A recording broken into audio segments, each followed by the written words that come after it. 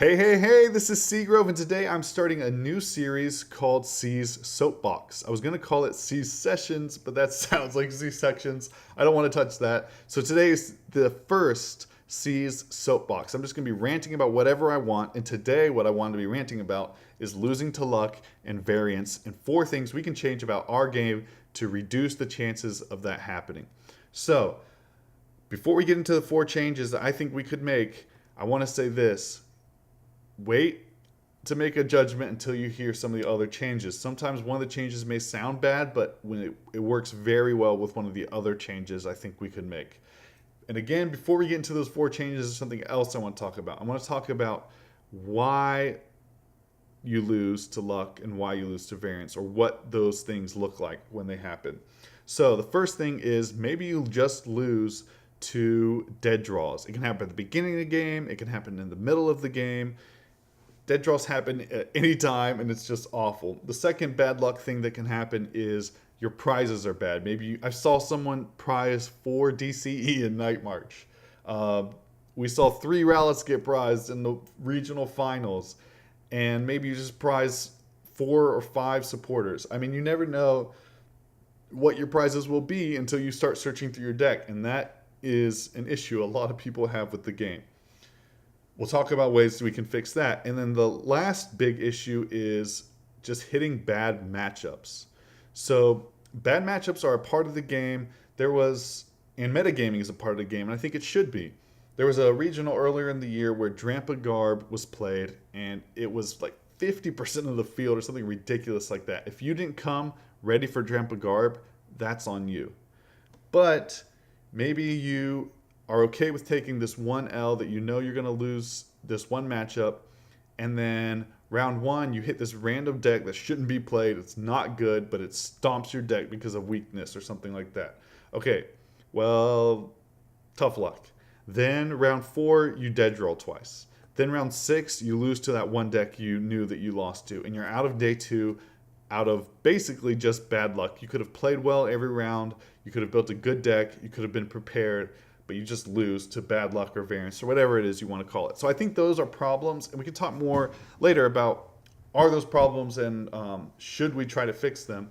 But for now, we're going to say that yes, we should try to fix them, and let's talk about the 4 ways that we can fix them. So the first thing that we can do is, instead of drawing 7 cards to start the game, choosing a basic, and then putting your 6 prizes, what if we drew 13 cards and chose our 6 prizes? Bad prizing goes away. It's on you if you have bad prizes. You are less likely to start your Shaman or start your Lele, and it adds skill to the game. You have to choose what your prizes are going to be. You'll know where they are now. You can write down where they are. I think that would be an awesome change I would really like to see. The only drawback that I can see to that is it increases the length of a game, but we'll talk about that later. So that's the first change. Draw 13 cards and choose your own prizes. The second change I would like to see is more search supporters and search Pokemon. Again, the drawback here is longer games, and again, we're going to address that later. So search cards and search Pokemon, I think, would really help the game grow, help the game become more skillful and less luck-based. So if you can remember, there was a card called Bebe Search. I think that was a really good one. I don't really know the old formats, but Karina was a card that I was playing during that era. And Karina allowed you to search for a fighting Pokemon and a trainer. What if we had that for every type? Or maybe we could have even more powerful search cards. I don't know about the balancing there. I'm not going to pretend that I can figure out perfectly what would be good, but maybe we could have one that said, grab a basic and a special energy. Or maybe one that said, grab a stage 2, a basic energy, and a supporter, or something like that. This would just increase the consistency of decks, and I think that would really help the game become more skill-based. So now the other 2 changes are tournament structure changes. So we're going to have longer games, but you're going to find what you need and be able to do your strategy more. So what if, with these searches and these allowing you to choose your prizes off your top 13, what if we went to best of 1 regionals with maybe 35 minutes or 30 minutes or 40 minutes, whatever would be best. Obviously, we'd have to test that out. games. So we had games of maybe 30, 35 minutes. We'll just say 30 minutes for now. Maybe it would need to be longer. And we played best of ones. So what this would do is it would allow you to just play one game, but find the cards you need because you have these search cards. One issue with this is you wouldn't be able to adapt through a best of three, and I think that is significant. But at least you can have that in Top Cut. We could do best of three or something like that. Now, that may seem like a really weird change, but another change we could do with that is go to maybe 13 to 15 rounds day one. I can't pretend like I know how all the organization of tournaments works and what goes on behind the scenes, and time between rounds can be weird, but Pokemon's doing a really good job of getting people this season who can run tournaments very, very well. So I think we could fit at least 13 rounds in day one, 13 rounds, best of one, 30 minutes. And what that would do is it would reduce hitting bad matchups. So maybe you can hit 3 bad matchups and still make day two because you have 13 rounds and you're drawing more consistently, so you're not dead drawing in your rounds as much. These are a lot of changes. Some of them are really big, so I can understand people saying, oh, I don't like those.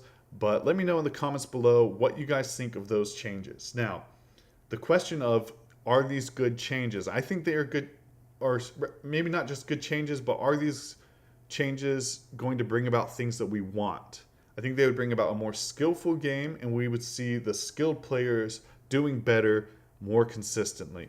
But is that something that Pokemon wants? Do they want the best players to be at the top more frequently? Or do they want people to be able to hit that with more variance? Like, okay, maybe you're typically getting 5 wins at a regional, but you get lucky, and then you get 7 wins, and you make day 2.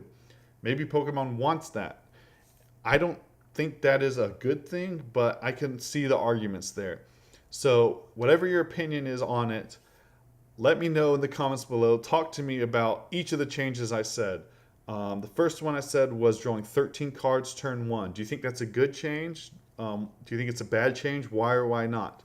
What about search supporters and search Pokemon? Just making the game more consistent that way. And then the third thing would be best of 1 30 minutes. And the fourth thing would be 13 to 15 rounds day 1 of a regional. So my questions on those are, do you think those are good changes? Do you think they will bring about what I'm talking about, which is making the game less luck-based, more skill-based?